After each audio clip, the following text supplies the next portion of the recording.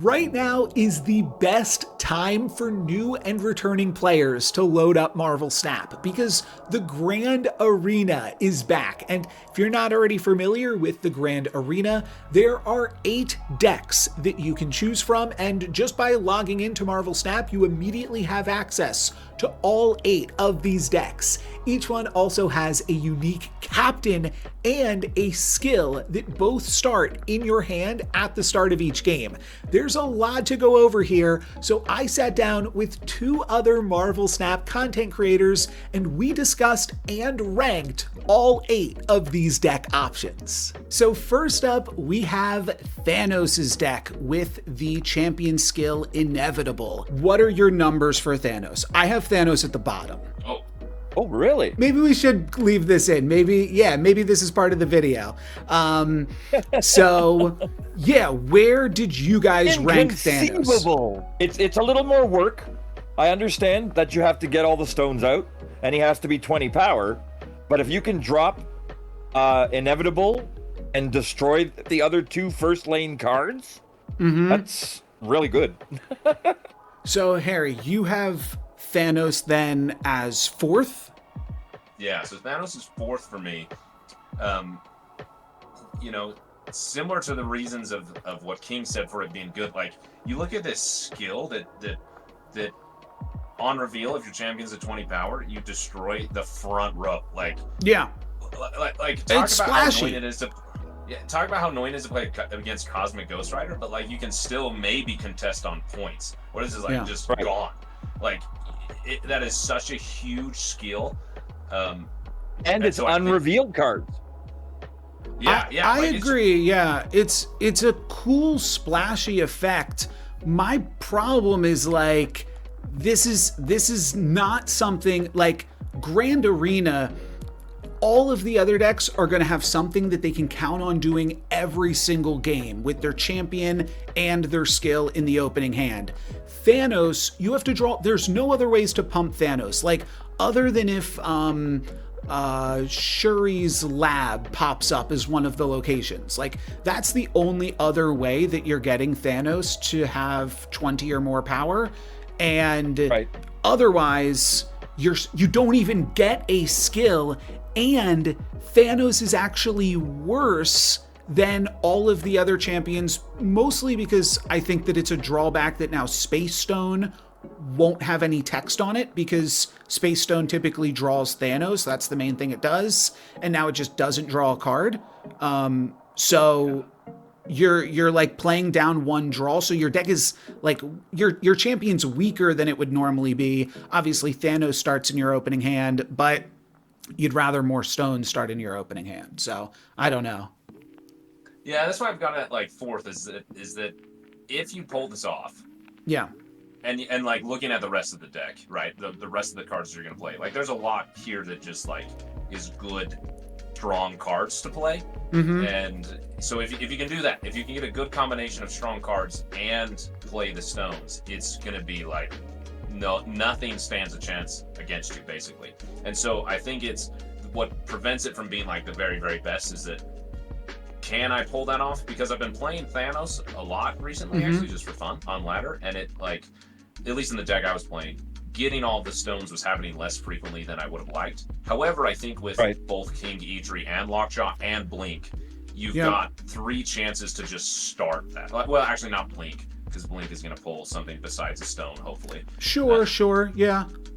But like either way, you've got, if you can get 1 stone, maybe it kind of feels like, except for the Reality Stone and the Power Stone. Okay, so if you can get 4 of the 6 stones, it kind of starts the ball rolling of like, okay, now I'm likely to get the rest. So that's what kind of keeps it out of the top 3. But it's going to be a fun deck to play. Like it's going to be cool to pull off. My problem with this deck in the Grand Arena format, oh, and by the way, I should mention for the viewers, I do not own Chamber. That is why it is at the end of this deck list here, but don't want to forget about that just because it's out of order. Chamber's cool with, having your big champion in your hand, and I'm a Sasquatch enjoyer, obviously, but the thing that I don't like about this champion and this skill is it seems like it is feast or famine. There are some potential huge implications of being able to throw down the inevitable and blow up 2 of your opponent's cards. That could be game winning, but if you don't get it online, is this deck just going to be worse than everyone else who actually gets to play Grand Arena while you are just playing Marvel Snap? And the main problem with that comes in is there's no snapping. There's no retreating. So there's no way to mitigate your variance by those elements of the game. You're just playing which cards you're drawn, and yeah, you might be able to see a lot of your deck, especially if you draw the Mind Stone early. But in those games where you don't, you're just going to lose, and I mean, you're not necessarily just going to lose. I think there's some other interesting things with the deck, like Gore could potentially be really good as we take a look at the other decks. If we see a bunch of other on-reveal cards, one deck's making a bunch of Sentinels, you know? Those are going to pump up Gore. In first steps, that destroys another card. Yeah. There's some interaction in here for sure. I personally, don't think that this is what you're going to want to do, mostly just because of how the Grand Arena is set up. I feel like this is a deck you could play on the ladder, maybe, but I don't think it seems like anything special for Grand Arena. I think the one upside this deck has is like what King pointed out with the thing for steps, is that worst case scenario, which is you don't get the stones, you can't play Inevitable, or if you do, it's like a complete waste, so why would you play it?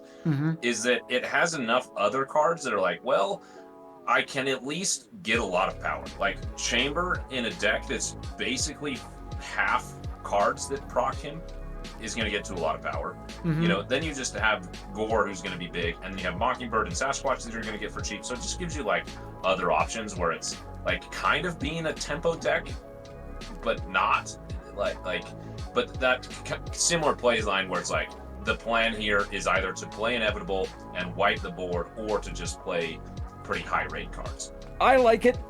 It's because of the play style that you have to put into it. Are you going to get a 20 powered Thanos every game? No. But like Harry said, that's why you have other cards. The other thing that I will say that this deck does do well for the game mode is that in Grand Arena you have an extra energy starting on turn 1, and this deck does have a higher curve that is able to capitalize on that extra energy.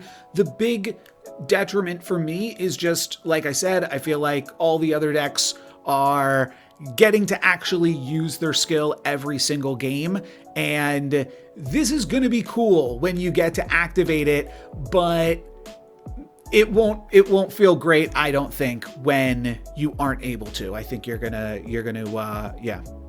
not have as much fun with it, basically. So I placed Iron Man pretty high, and I just think this one looks really fun. I put Iron Man as my second best deck because I just think that the curve of a 1-drop or even just turn 1 Iron Patriot into like winning that location is just a lot of fun. And I like the tempo strategy that Iron Patriot and the Stark technology bring into the game. So at the very least, I think that this one's going to be fun, so I ranked it highly for that reason. I think I'm going to be playing this one a lot. Where'd you guys place Iron Man and Stark technology? I put that at number 3. Okay. Similar reasons to you. Like, it's just an interesting, like, weird tempo deck. Like, it does something that I loved what both Viv Vision and Galactus First Steps did in Sanctum Showdown, where it adds an extra challenge to an already pretty challenging game mode. Like, not that it's hard to play, but that like the game mode of Sanctum Showdown is 100% about contesting a location every turn. Like it challenges your deck constantly, instead of just at the end of the game, if that makes sense. This deck kind of does the same thing, where it's like every turn you're being challenged. If you're maybe I just like just like Sanctum Showdown, maybe, you know. Like like every, you know, like Lizard is doing that, Vision is doing that, Iron Patriot is doing that, and then also your opponent keeping in mind Stark technology. Like, it's just constantly Yeah, the fact putting that a lot both players on are your going to opponent. start on turn 1 knowing about Stark technology does make it a sort of mini sanctum that I think is going to be really interesting. The biggest difference between this and Sanctum, like I just said on the previous deck, no snapping. So Hydra Bob is just a 1/4 with no ability, which is kind of weird to include. But where'd you rank this one, King? I actually put this at number 5. Okay, not too far off. It was in my middle. Yeah, It yeah. looks fun to play. It wasn't convoluted. It was straight up pretty much, like you said, you have to win your locations to get your skill to work. And that brings your Iron Man up to 6. Mm-hmm. And a 6-powered or 12-powered Iron Man isn't something to shake a stick at. So it's a good card. And I just figured I like something a little more challenging, I suppose. And it is challenging to try and win your lanes, but I still think that it's easy. It has easy enough play lines that people will enjoy it. So that's why I stuck it there in the center. Cool. Yeah. I also really I think that Iron Patriot in a game mode where you don't get to change your deck at all, where everybody is going to know the 12 cards that you're playing and you're going to know the 12 cards they're playing, having Iron Patriot in there to generate some random stuff and then also potentially generate some cheaper cards even if you win the Iron Patriot battle. That just seems really satisfying to me, getting to blow people out with random cards that they weren't expecting. So yeah, that's also part of the reason I like this one too. Okay.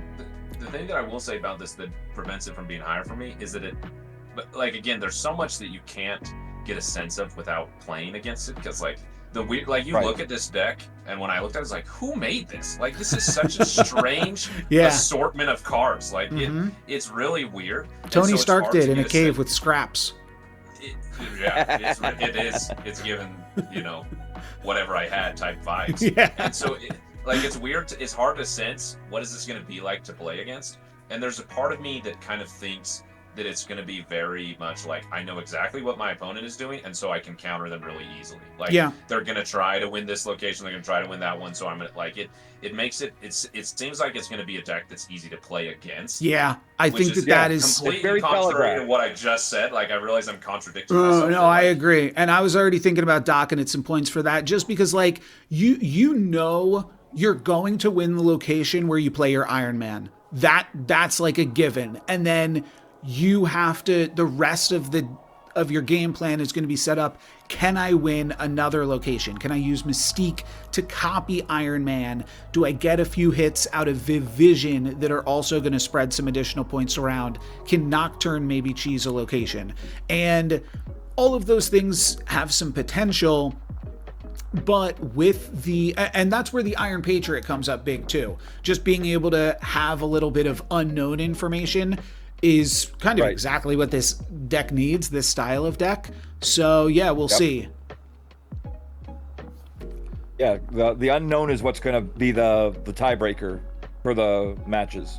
Because like I've always said, I don't want this version of Grand Arena to become mirror matches and it all boils down to just who drew their stuff first. Right. And that way it needs to have that little extra bit, and that's Iron Patriot does that. Yeah. It gives you that little bit of mystery to not say, all right, we have the same 12 cards, but what is your Iron Patriot card going to be? Is it going to be something that helps you? There is a really interesting angle to this style of deck as well, because you've got Iron Patriot and you've got Viv Vision and Crossbones that all encourage you to really stack up in one location, but then also your skill, which really wants you to have a little bit of power in all 3 locations. And we've seen with Terrax, is that the name of the card? Yeah, so like with Terrax, as long as you have priority going into the turn where you play Stark Technology, it should be fairly easy to get a +6. But you also have to make sure that, yeah, like one of the ways to play around this deck, if they go for an Iron Patriot location, you play for the other 2 locations. That way you maintain priority and can stay winning against a Stark Technology so they can't snowball in that way. So some really interesting gameplay elements to consider, which is why I think it's a really fun deck and will be satisfying to play and play against. But well, it's a contradictory deck, right? Like you said, your cards are made to go tall, but your skill is made to go wide. Yeah. And so it's like, that's why I was just like, we'll see how it pans out. One thing I was just thinking of too, it's hard to, like when we just looked at Gore in the last deck, I was like, okay, now I got to pay attention to how many on reveals are in every deck going forward. This deck doesn't have that many on reveals. I know that there's some that do. Yeah. But yeah, this is not going to be a great deck to play Gore against specifically. I have Captain America at number 5 with the shield throw. This is another really cool skill, I think. You grab an ongoing card from your deck and put it here with +1 power even, and then shuffle a copy of the shield throw into your deck. And we were talking about this before we pressed record. I'll just give a special shout out here to King Eitri. King Eitri's job is to grab that shield so you can throw it again, which I think is a really, really cool addition and possibly the best card in this deck. Oh, he's the one with the biggest purpose, right? Yeah. Where did you guys rank Captain America? I put Captain America at 4. Okay, similar. I like the style. I like the ongoing abilities. And I think that the putting your card down and with 1+ power is pretty cool. Now, it's not going to be effective enough to really the cards you want to hit. Where'd you put this one at, Harry? This is number 2 for me. This is cool. Reminds me a lot of one of my favorite decks to play ever. It's like a Victoria Hand ongoing Bastion Moon Girl deck. Like it's 100% an ongoing deck that just has Victoria Hand in it type of thing. Mm-hmm. It's more ongoing than this Victoria Hand. And while this isn't quite the same, it feels the same. And so it's probably the deck I might play the most. We'll see how things go, but it seems like it's gonna also just really be quite impactful by the end of the game. Like, I think one of the best parts is what we just came to the realization about with Spectrum is that it only pulls ongoing cards, and particularly at 3 cost, being able to do that twice, potentially more if you draw it again, because with King Eitri you can only draw the shield once from him, is just putting as many bodies on the board for Spectrum to hit is going to be just like a fun strategy to play, and also turns out being a good strategy. It's an effective thing to do, and it can put out a lot of power. Like if you're holding, like I know there's no snapping, but if you get 1 or 2 shield throws and you have Spectrum in hand, that would be like the ultimate snap condition. The disappointing part about not being able to deck build this season is the fact that, can you imagine King Eitri with Jocasta? Right? Yeah, that's cute. Getting 3 procs out of your King Eitri, getting that shield down a couple more times. And it's just those little things that you think about. And I think they could have added Jocasta in here for the people that didn't get to pick it up and didn't get a chance to play them. Because they did that with another deck that we'll see later on with, or we already saw with Chamber. Yeah, it is cool when they did like Kid Omega in the first version of Grand Arena. I do have to say, I'm excited to see this as an experiment, not being able to create your own deck list, because if you can make your own deck lists, then it kind of like it didn't matter that Kid Omega was in the Carnage decks for Grand Arena previously, because that wasn't the best version of the Carnage decks. So you wound up having to make a new deck anyways. So then it's like, it wasn't like people were actually getting an opportunity to really see what Kid Omega could do. And I think that this is now like the best possible event to play in as a new player, and something that I'm definitely going to point my community towards for people that maybe play Marvel Snap but play some other games or haven't played Marvel Snap in a little bit. Just being able to come in on the same footing as everybody else, I think is really, really cool. But I also did think about, like, when these were first in the data mines, I was looking at Shield Throw and I was like, oh, could you put Shield Throw in your deck and like only play Serra, have Serra as like your only ongoing card, so that way it always grabbed that, you know? Like, there's some interesting strategies that you could build around with something like this, but I'm happy to try it out with just a run of these stock lists. Yeah, and it puts like you said, everyone on equal ground. Right? Yeah. Everybody gets to play against each other on equal footing. And so that's the part that has me excited, because you could be a returning player, you could be someone that's been playing since beta, but no matter what you've got, you're all playing the same card. So then it comes down to thinking, how are you going to play them? Where are you going to put them? How are you going to best utilize the cards that you draw? And that's what'll win you the game, right? Yeah, and I guess, Harry, if you want to finish us off with any other notes on this deck, because you did put it so highly, the main synergy that I see is like how many cards other than the shield pump up Captain Carter. Like, you can pump it up with Blue Marvel, Captain America. That seems like one of the more exciting angles of this deck to me, but what else about this deck gets you excited? Yeah, it's, like I said, just very similar to a deck that I love playing, and also a deck that I don't think, like, Spectrum has not been like a meta, super competitive version of ongoing, outside of when that ongoing Spectrum or ongoing Thanos list was like the meta for like 2 months or whatever it was. But even then, that's like a Thanos deck. It's not an ongoing deck, if that makes sense.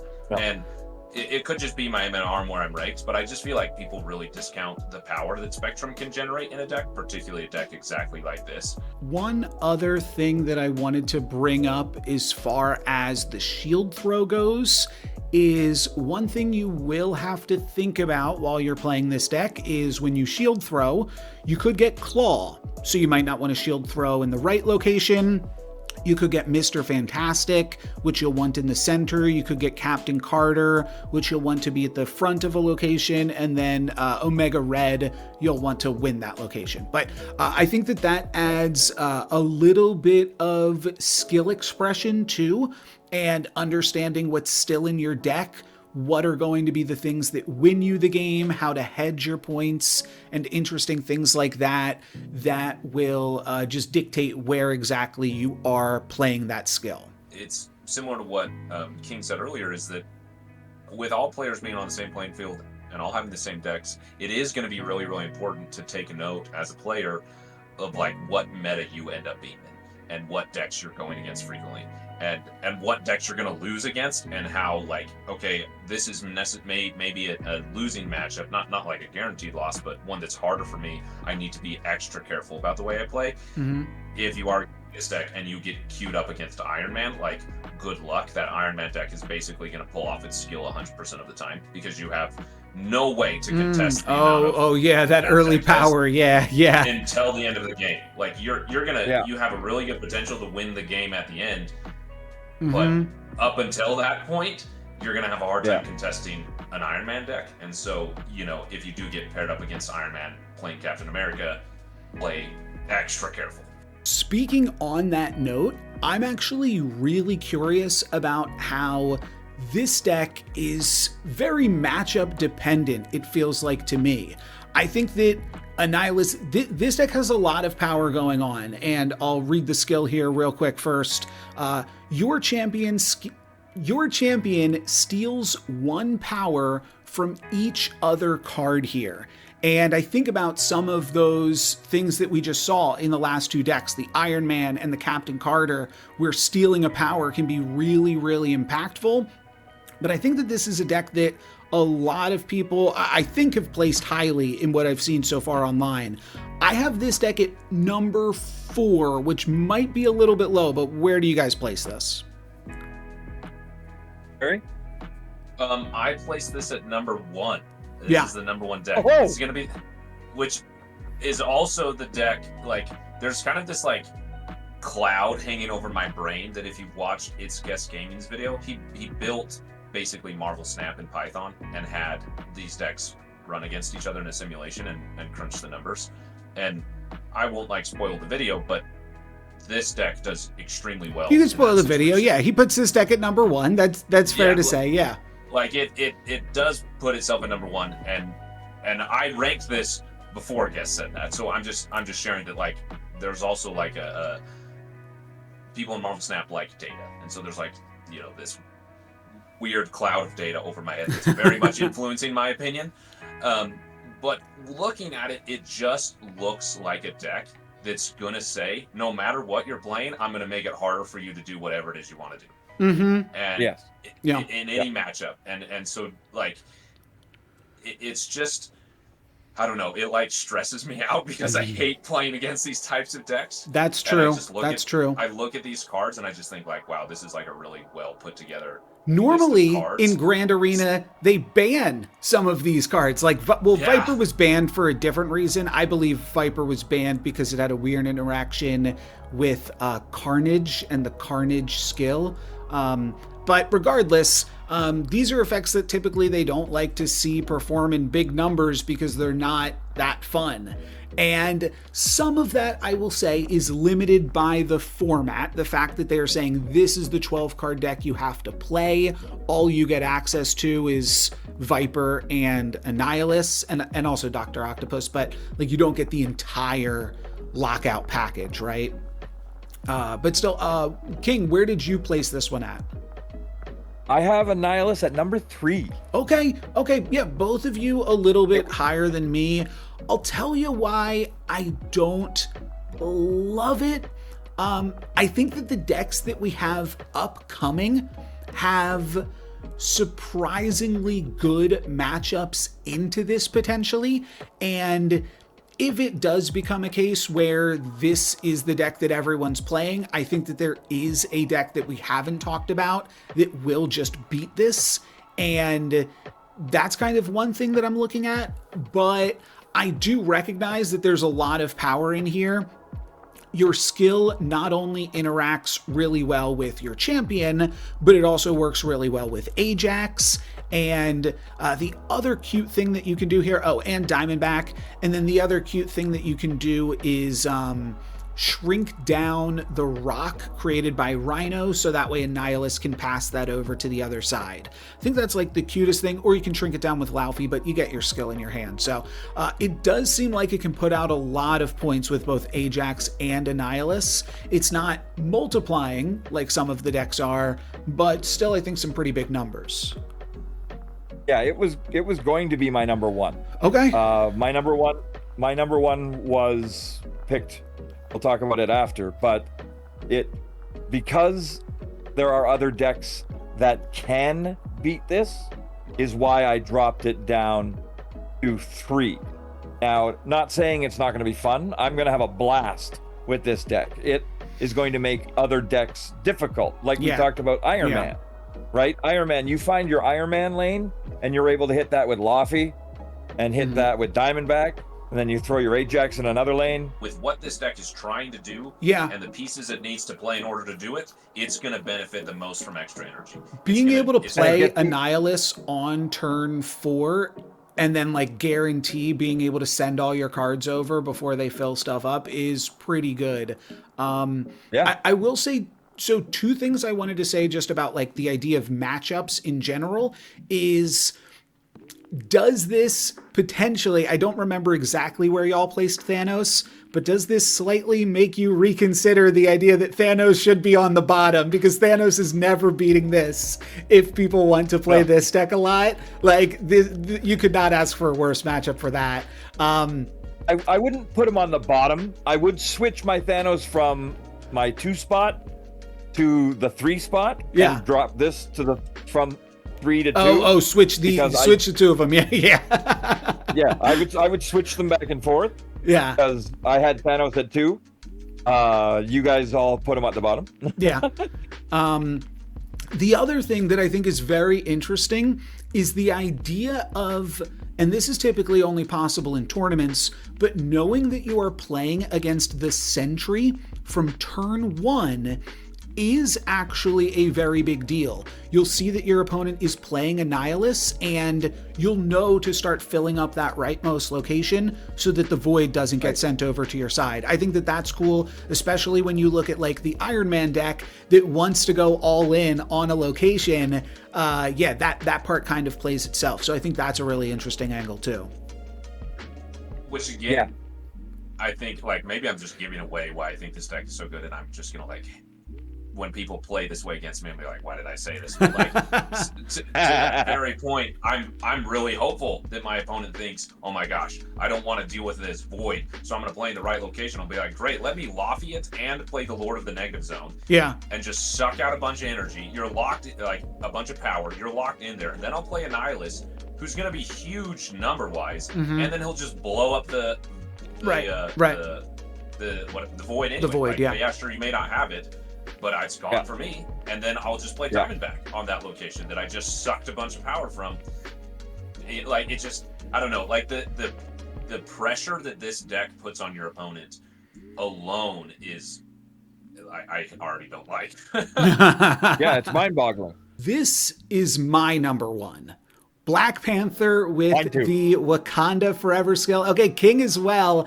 This one, it's like something that I think is fun and powerful to do regardless, and especially in a format where there is no tech to stop you. I think that this deck can just put up really big numbers compared to any of the other decks that we've looked at. So I'll just go through it here real quick. Wakanda Forever, and I'll explain my decision. But actually, let me hear your guys' rankings first. King, you said number 1. Yeah, he's my number 1. He grows tall, nothing there to stop him. At first I was like, they have to have Shuri in this deck. They've got Shuri in this deck. They need to have something to move stuff around. They've got Scarlet Spider in this deck. They've got Taskmaster in this deck. They've got Vision. So they got Grandmaster. Yeah. So yeah, they've got, and they even, to throw in the negative aspect, they threw in Lasher. Lasher's good. Harry, where'd you place this one? 7. Wow. Okay. Well, let's see if we can talk you up. So here is why I think that this deck is really good. Wakanda Forever says, on reveal, give power equal to your champions to one of your cards here. And that to me basically reads as a 520. I think most of the time you're going to be able to get 20 out of that. If you either go Shuri, Black Panther, that's 20, or if you go Black Panther plus Grandmaster, that's another way to get your Panther to 20 power.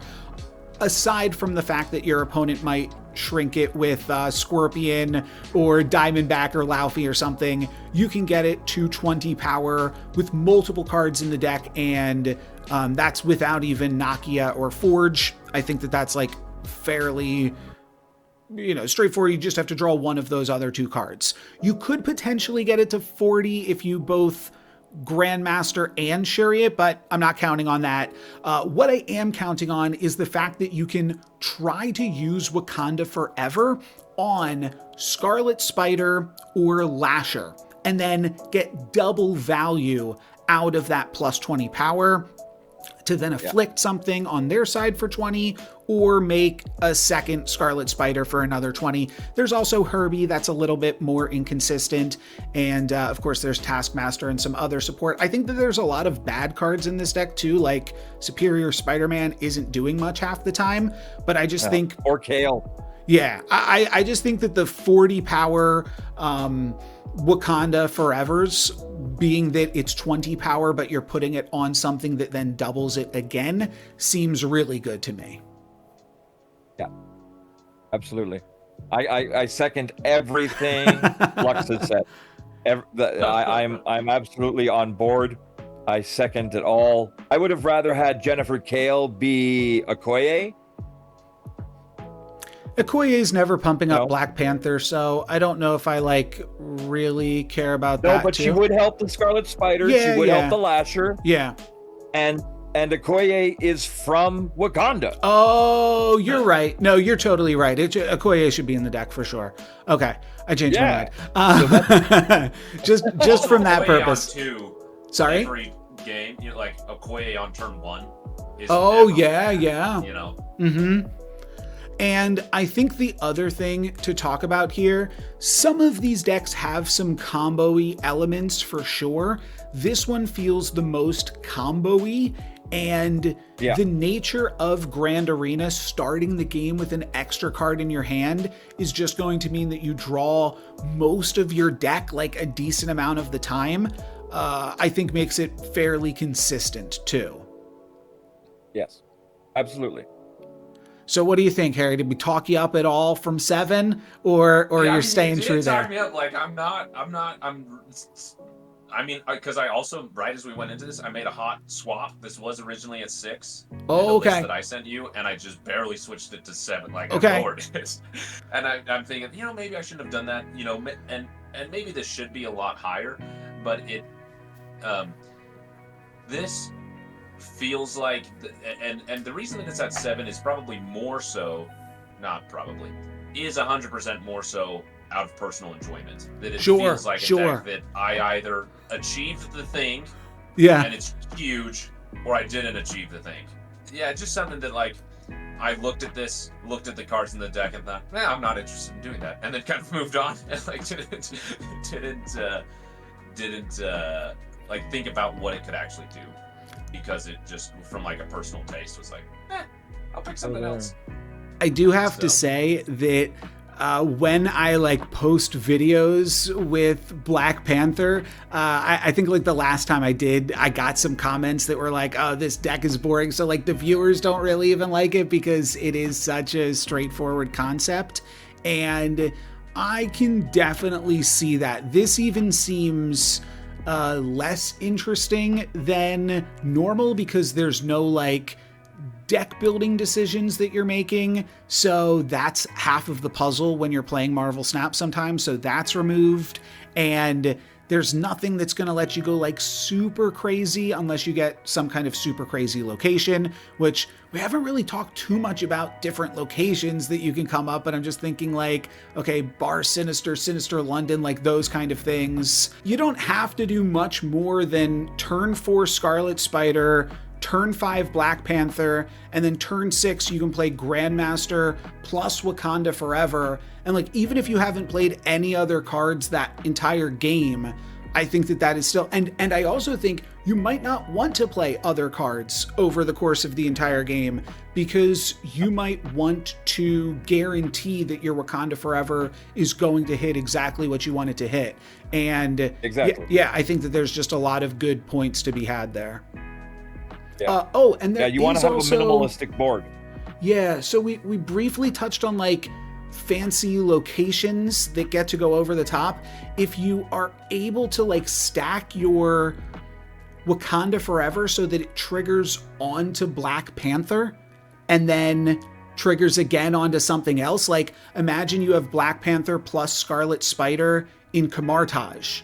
This is definitely a high roll scenario, but you play Wakanda Forever. The first Wakanda Forever doubles your Panther again, and then the second one puts all that power up to Scarlet Spider, and then you have an 80 power Scarlet Spider that you can throw wherever. Like, there's definitely some crazy stuff you can do. We're halfway through the decks, so now is a great time to remind you I'm doing a giveaway. All you have to do to enter is comment on any of my videos throughout this season, and every time you comment is an additional entry to win either a premium season pass or PAX bundles. Now, make sure your comment includes the word snap. That way I can find it when I am doing a comment search, but otherwise, yeah, every time you comment is another entry to win. I think that this one we might be nearly unanimous on.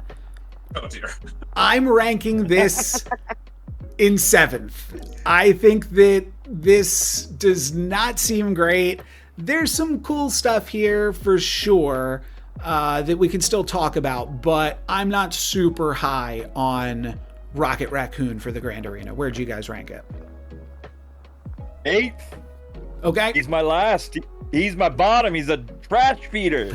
He's garbage. He's garbage. Garbage. And Harry? He was at number 7, so but I moved him to 6. He's Okay. the one that I switched with Black Panther. So I'm the highest of all of us on. And you might switch it back, but yeah. This just. So I want to sing its praise for a second and just say that being able to bounce your cards does give you an interesting angle against the Annihilus deck, potentially. Yeah. And that is the one, like, saving grace of this deck, being able to pick up some of the cards that Annihilus sends you, but even then, like, they couldn't throw Beast in the deck, feels kind of terrible. Now, the other thing that this deck has going for it is Massive Arsenal. When you play it, you add a copy of it to your hand, which means that if you're hitting with the Rocket Raccoon, Massive Arsenal gives you a repeatable anywhere from like a 2-4 to a 2-12, depending on how many other synergies it's interacting with. If it's pumping up your werewolf, if your rocket is in the Joaquin Torres location. So that's cool, but I just don't think that this is as powerful as any of the other options here. What I will say exactly is that I'm really, really sad for this deck, and as someone who is in love with bounce, that there's no, this is like all the others I can look and be like, I'm fine, I don't need custom deck build, I will play the pre-built and I'll have a good time. And this one I look and I just think, oh, like, why could you not take out Groot and put in Beast, take out Rocket Raccoon and Groot and put in Prowler, and then take out Nebula and put in something like oh yeah, anything that triggers off of move would have been so this deck clutch. would just go to the moon. Oh yeah, Craven. I would love this deck if it had Prowler in it, which makes me so sad because with Werewolf by Night and then of course Massive Arsenal, the skill is just like, and Joaquin Torres, as someone who's been playing Prowler so much with Joaquin Torres, I just am like, oh, this is my Prowler dream to have this deck. And so I don't know, like, obviously there's not, it's kind of a waste of time to talk about what it is not. Yeah, but yeah. It's I just think if second dinner's watching this, which let's say they are, because this is good content, like putting a new card that people are excited about that some people probably didn't get because, you know, new cards are expensive, like the Prowler, would just be a cool thing. Like, Prowler would have been a really cool, it's brand new. Community, here's a card that everybody is excited about, here's a chance for you to play it. That's a really great point as well. I didn't think about that. And Prowler, I mean, I haven't played it. I don't own the card yet, but just like with Joaquin Torres, that seems like a fun angle to explore with it too. Your skills cost 1 there. I do think like a little bit more of a saving grace of this deck. Bounce is an archetype that is a little bit, I will say it's easy to underestimate, right?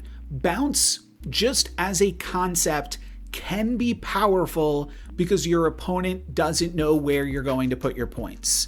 And that is still true with this deck for the most part because of the Werewolf by Night and because of being able to move around your Rocket Raccoon and all of that stuff. So I won't totally count this deck out, even though I do have it pretty low. I think that some people will still be able to have fun with it. But some of the other things look more fun. I'll say that for sure. Oh, they're all of them are more fun. Yeah, even Thanos seems more fun than this. Fun. Like, I want to see what the animation is on Thanos on Inevitable. So I'm going to have to play that deck at least until I can see what that looks like.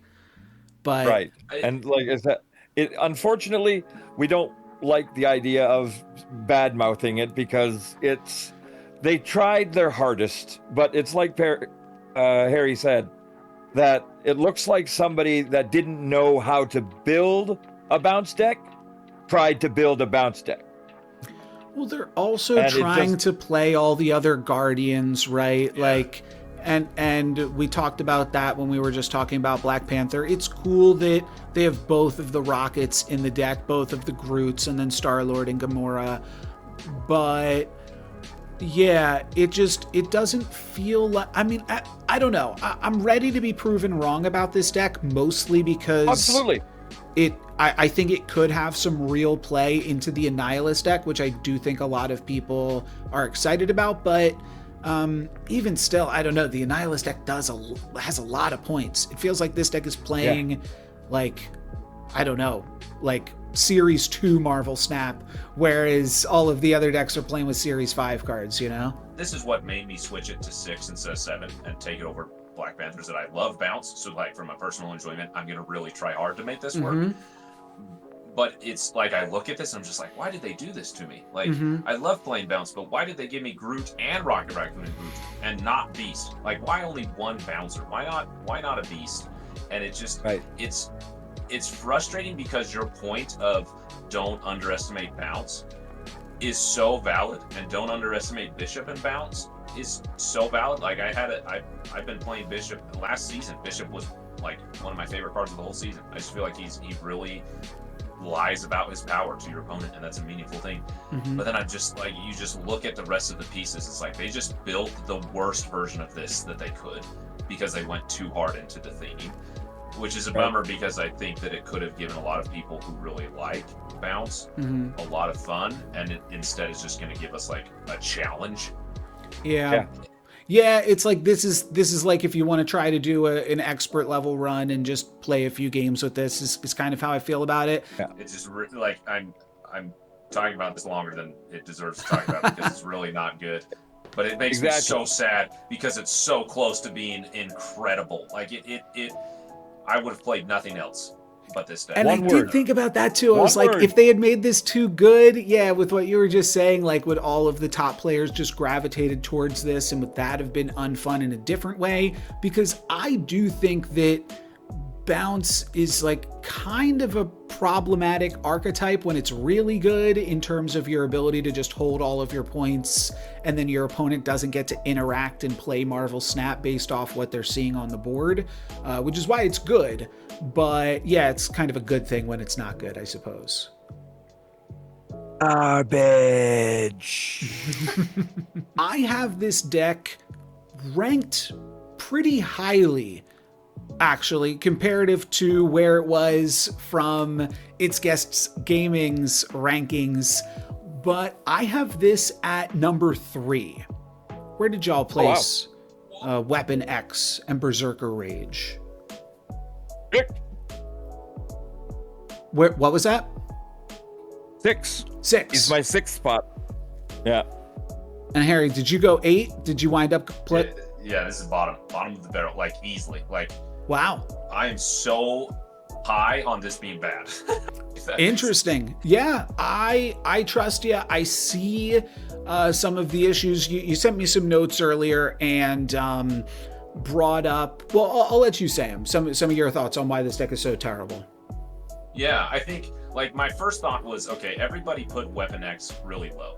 Like the pre-Weapon X ratings, everyone was giving Weapon X like 2 or 3 stars out of 5. And then now we're playing against Weapon X and they're getting like 40 power. Like it's absurd what you can do with Weapon X. But I look at this deck and think about what a Weapon X deck wants to do, and I'm just like, oh, a Weapon X deck doesn't really want to play Bucky Barnes or Wolverine or Sabretooth. Like it, I mean, maybe kind of Sabretooth. I think Sabretooth really is fine. I actually think Sabretooth is pretty good for the game mood, especially. Like, but I think this deck would way rather have a Grandmaster over Bucky Barnes. It would way rather have a Myra X over Nico. Yeah, Myra X is insane though in Grand Arena because it would give you another copy of Weapon X. Oh yeah, that's true. So never mind. Maybe just like a Deadpool. Like you don't even have just regular Deadpool. And so my complaint with this is that like Weapon X is going to be huge, but this deck doesn't give you enough targets to get a huge Weapon X. No. And so like you just I think this deck is going to run into the problem where with extra energy and only 6 turns, it's going to run out of things to do. either see it's that. going to do everything it wants to do too soon, or it's, I think that's what's going to happen. Is that it will just run out of oomph. Yeah. And King, you said you placed this 6th, so similar to the bottom for you. Any other notes before I start talking this deck up a little bit? Well, like I said, I agreed with Harry, because you're either gonna blow everything out of the water right away, or it's gonna take you too long to get it done. You're not gonna get enough destroys to have that 24, 25 powered Weapon X. And it's missing some key cards, especially with, you get your Moira X in there, and you get your death 3 times, or a couple head pools, even a couple extra carnages to eat some stuff. Then you can start building, but you have no repetition. It's missing repetition, and that's what destroy decks demand, especially with Weapon X. It demands repetitious destruction, and you don't have that in this deck. So I just realized that maybe this is what you're about to say. Yeah. Berserker Rage comes back to your hand. You get... Wow, okay. So, maybe I'm wrong. So Berserker Rage, we can read the skill now halfway into this segment, but it says, destroy your cards here with power less than your champion, and then add a copy of Berserker Rage to your hand that costs 1 more.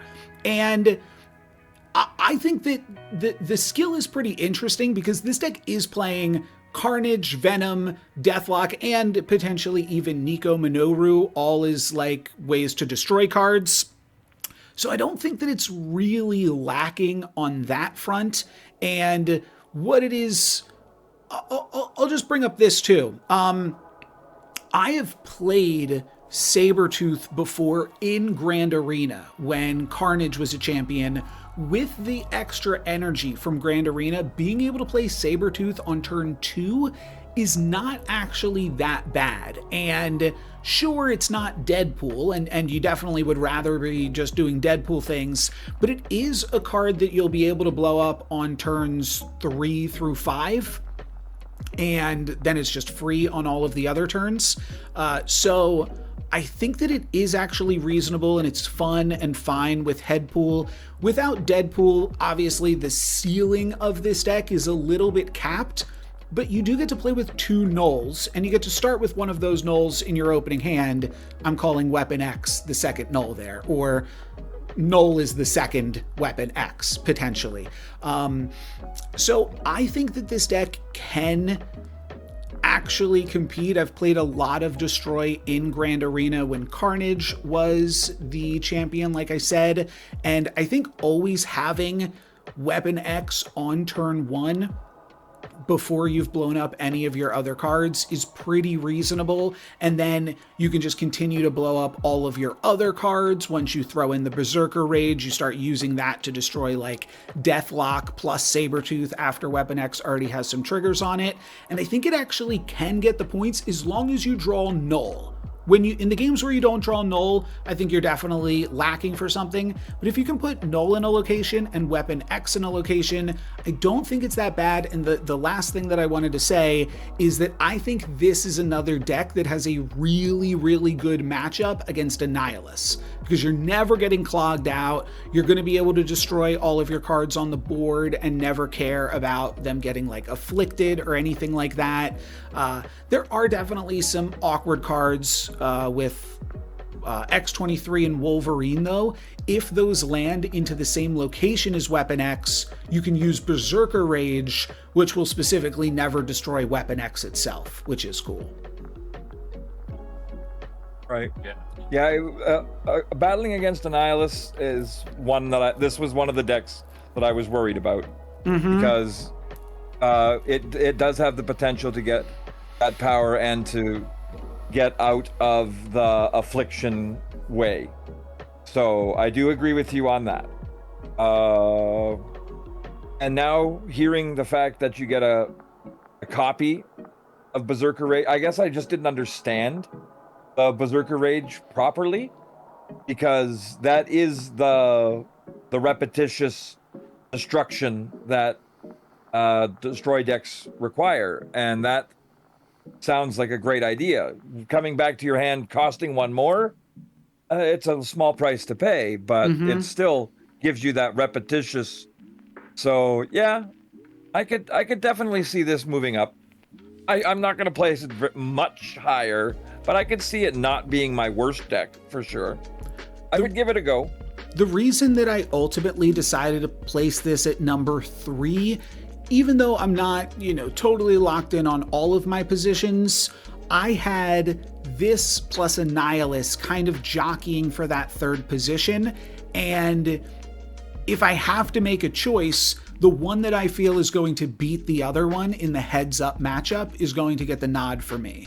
And I like the other 2 decks that I have at 1 and 2 where they are, but I felt that this deck specifically in the matchup against Annihilus is probably going to take it more often than not. And if, sort of like a metagame thing, if a lot of players are looking to play Annihilus and think that it's the best deck, if everybody just watches Guest's video and thinks that nobody should play this deck and everyone should play Annihilus, then playing this and being one of the few players that plays this into the sea of Annihilus gamers is a pretty sick metagame call. Yeah. Right. I also think that they're like one of those things that as I was analyzing these decks, like again, I alluded to this earlier, my brain can only like imagine so many things. Like there's, like I had read Berserker's Rage text and I knew that Weapon X started in your opening hand. Like those are things that I could consider, but my brain didn't imagine those payoffs high enough yet. Like Weapon X guaranteed on turn 1 is huge momentum. And then like guaranteeing that you always can play Weapon X on turn 1, and then you can always play basically anything else followed up by a destroyer. Let's say Berserker's Rage, on turn 2 or turn 3, and then you just like get the ball rolling. So I think that the combination of Berserker's Rage and Weapon X starting in your hand, and then Berserker's Rage always giving you a copy, this deck actually might be able to do more than I anticipated. And credit to the deck builders who put this together, targets like Wolverine and X-23 actually make a lot more sense when you're able to have a Berserker's Rage that's just continually giving you an opportunity to destroy. And like again, I think I was thinking a little bit too much in the mindset of like the extra randomness that regular ladder has that hurts something like Weapon X, that a guaranteed draw and guaranteed energy actually meant. So you like completely changed my mind. One other thing that I think to think about this in terms of, because I believe that Guest puts this either 7th or 8th in his video as well. I trust that his program plays Marvel Snap great. And my question is, does it account for all of the locations in Marvel Snap? Because so many locations reward you for being a destroy player, and that like most of them do. So I think there's a lot of ways to like high roll on top of that. Like all of the locations that have the word destroy on them, of course, but also every location that we were saying was good for Black Panther is probably better for this deck. Right. Yeah. Maybe not all of them, but a lot of them are quite good.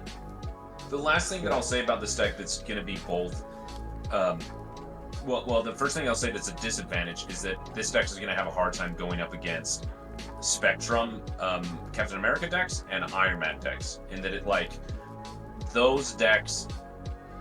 More so the Iron Man one. I think Iron Man's a rough matchup for this. Yeah. Like Destroy's very much like I'm doing my thing, and I don't really care what my opponent's doing. And the Iron Man deck very much says you need to care about what I'm doing. Yeah. And so this deck is going to struggle in that matchup.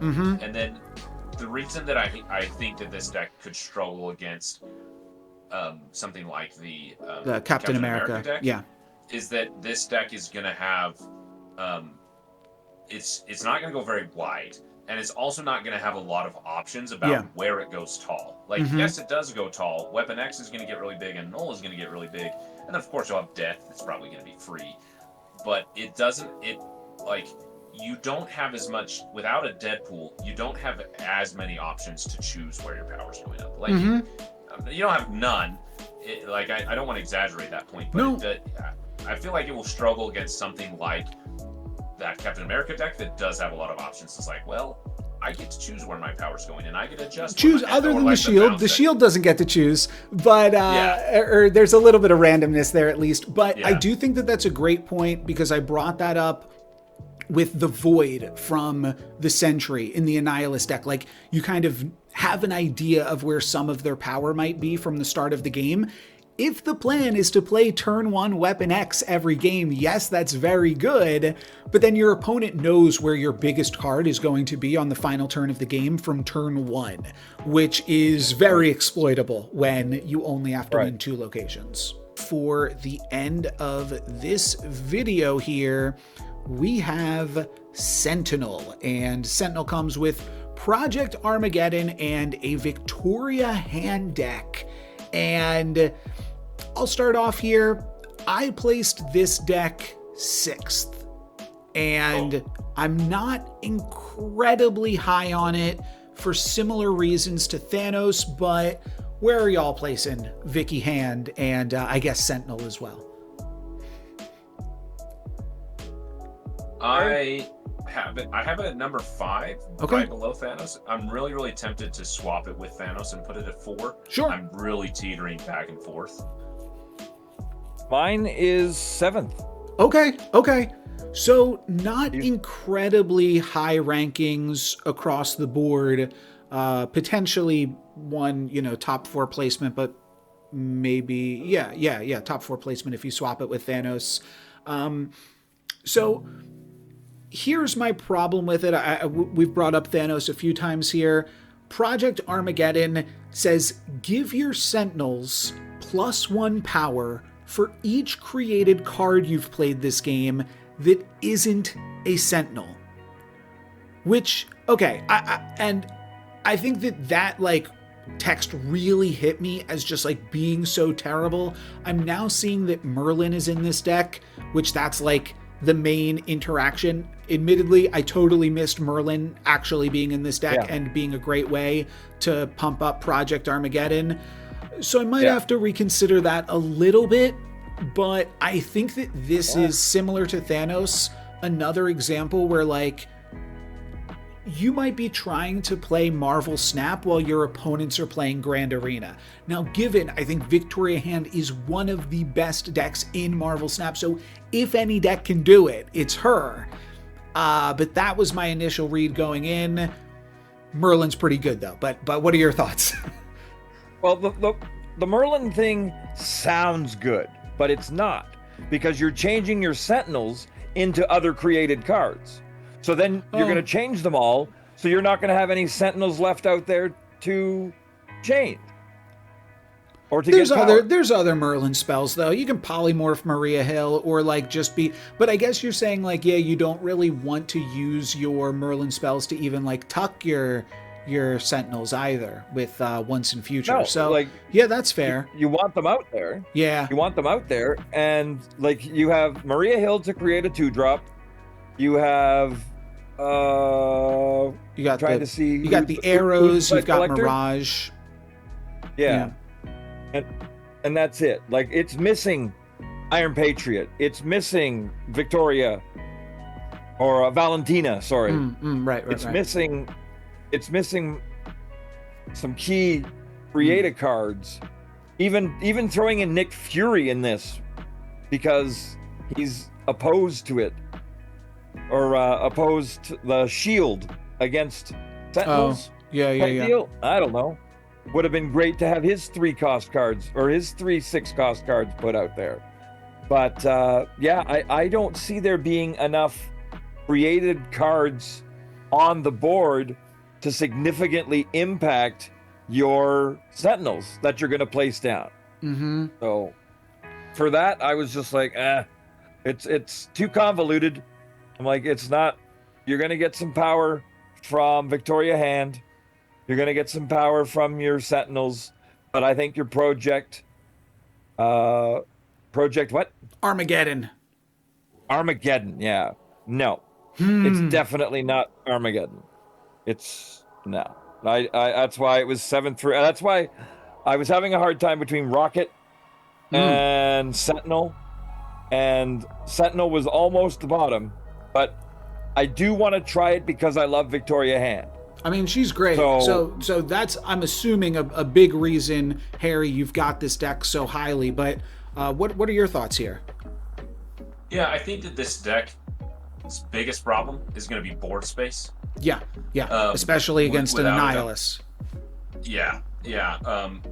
And it feels like this deck, similar to what it Bounce ran into, and I was having this conversation with somebody in my Discord, and I've been a Victoria Hand, like I was an 8-key spotlight variant Victoria Hand believer since the day she was released. Like the issue with Victoria Hand, and again, with all respect to everyone, is that when a card like her gets super popular and a deck like her gets super popular, it keeps it out of OTA range because you have really high skilled players playing it, and then you have really underskilled players playing it, and that keeps its win rate appropriate.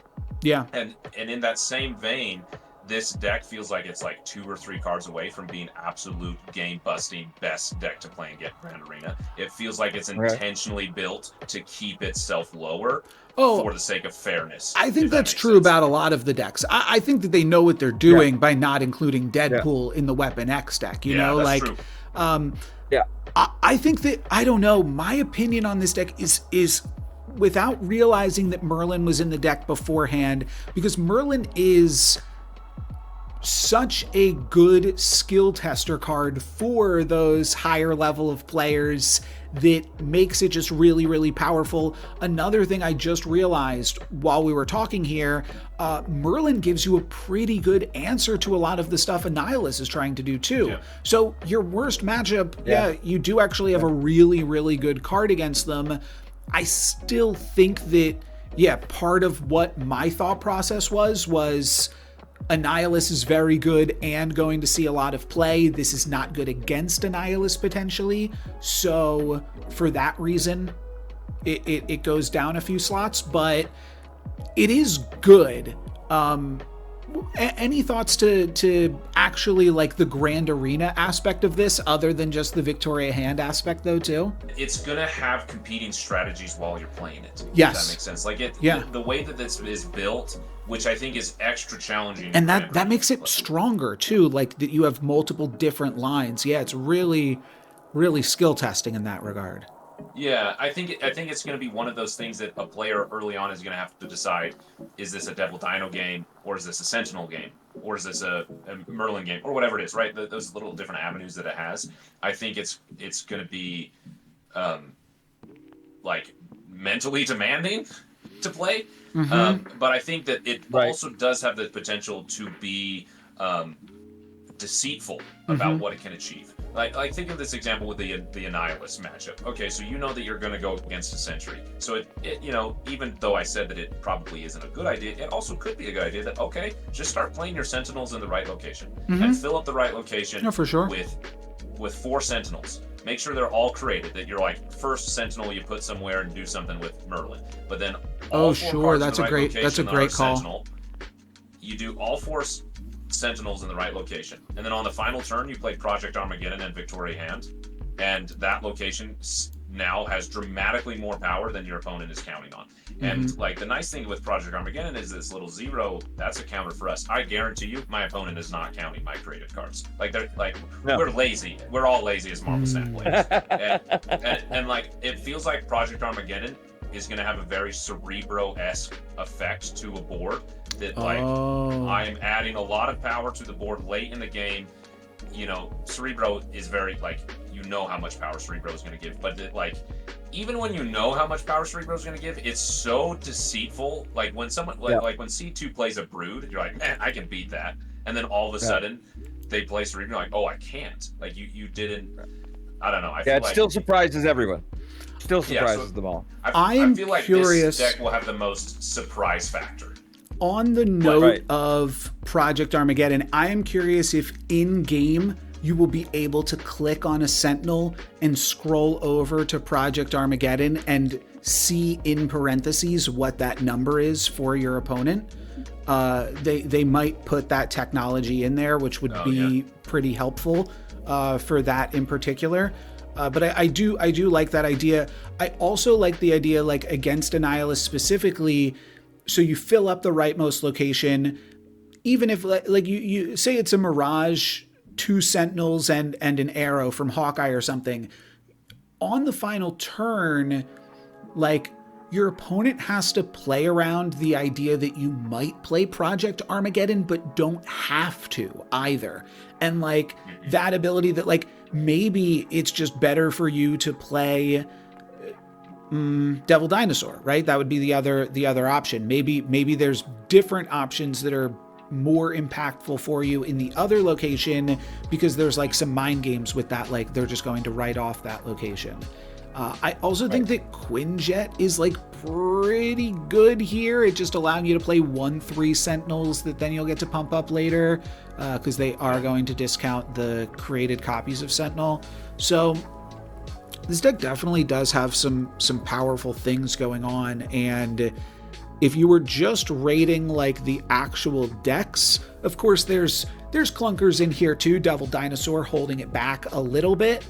It does seem like it's pretty good, and maybe I was a little bit bullish on Project. Does Quinjet still discount Project Armageddon as well? It should.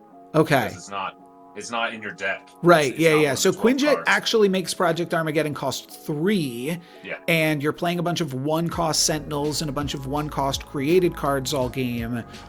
All of that's like pretty good stuff to do. Yeah. Hearing how it's a Cerebro stylish deck, I can understand the surprise factor and more to it now. Yes, absolutely. I think it is going to be like, again, like the most mentally demanding to play, similar in the way that Bounce is going to be, that it's like where the other decks are kind of just like, oh, I'm playing my cards and they do their thing really well. I mean, the Iron Man deck is going to kind of require that of you keeping track of which locations you're winning, but like this one, to win its like to win the game, is going to be really a lot of decisions constantly. Where am I putting my created cards? Is it a Sentinel or is it something else? Is this a Devil Dino game or is this a Project Armageddon game?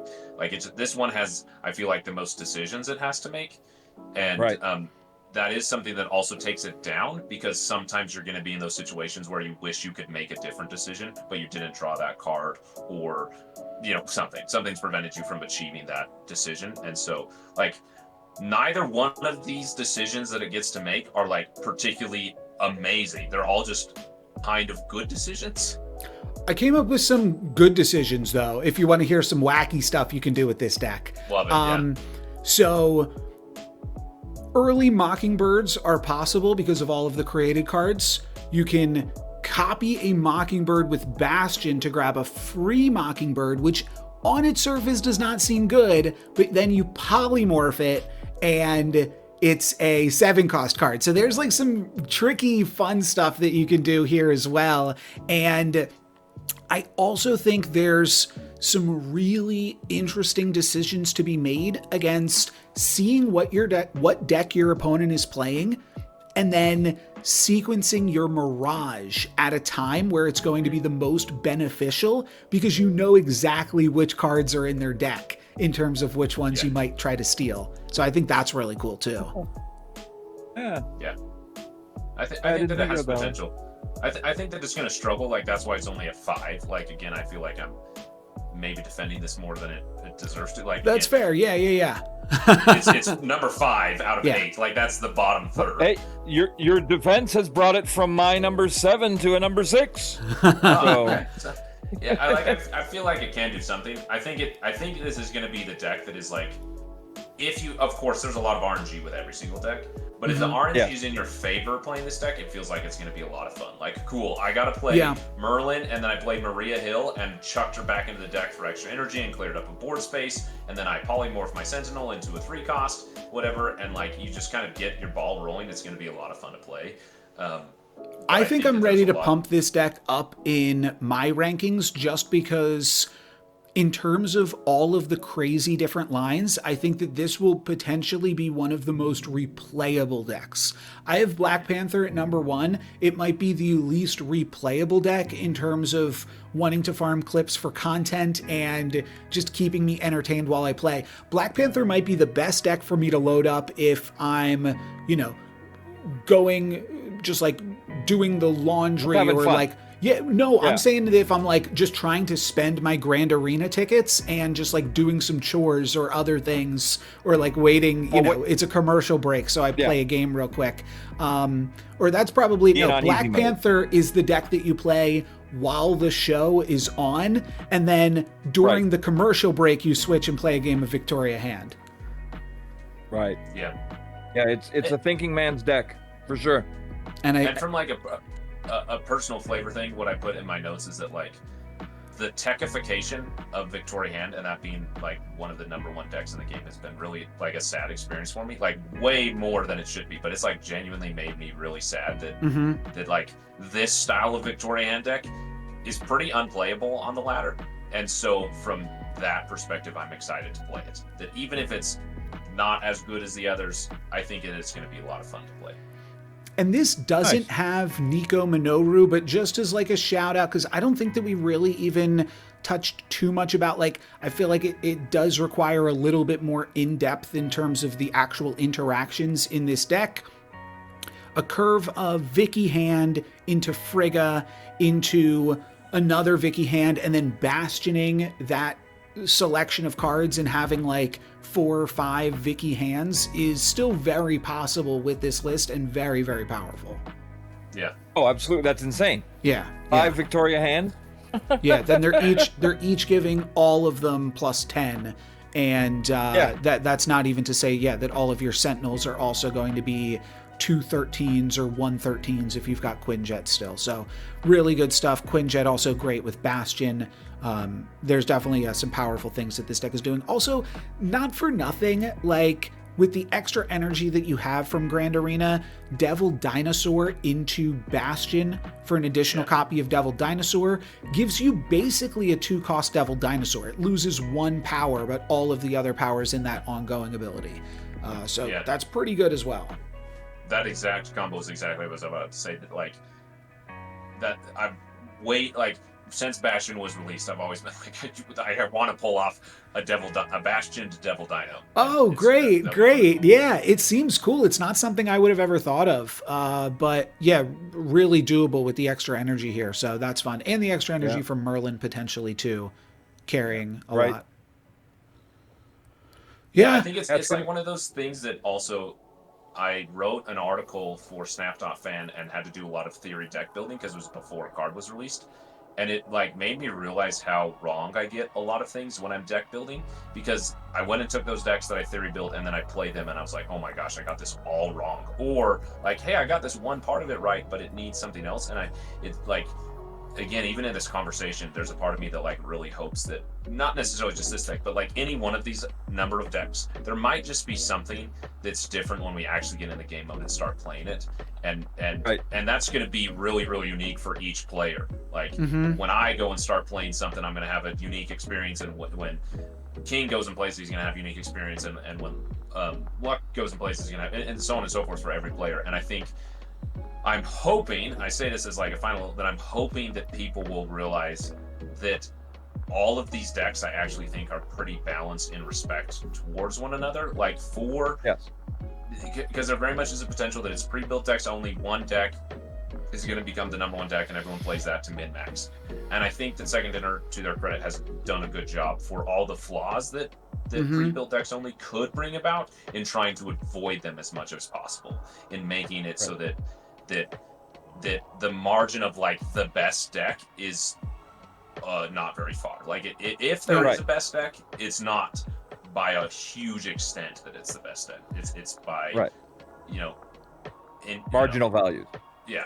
And I think that's a great note to leave us on as well. I'm sure you guys aren't just going to pick one deck on day one and settle on it and say, no, I'm playing this deck for the entirety of the rest of the event. Myself as well, I know I'll have content out on all 8 of these decks, maybe not on day one, but just as I can get out little videos with each of them and try it out and experiment and have fun with it, because it does look like a fun event. So I want to play with all of these. I want to see all the animations on even Inevitable. Like I said, I'm sure that animation's going to be sweet.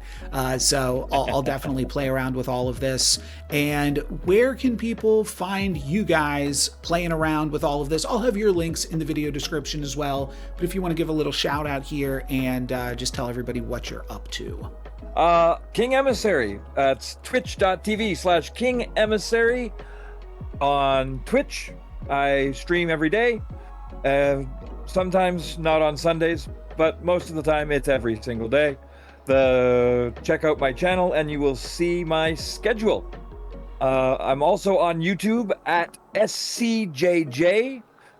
We have recently had a name change, so we haven't been able to get all that clarified and cleared up, but YouTube at SCJJ.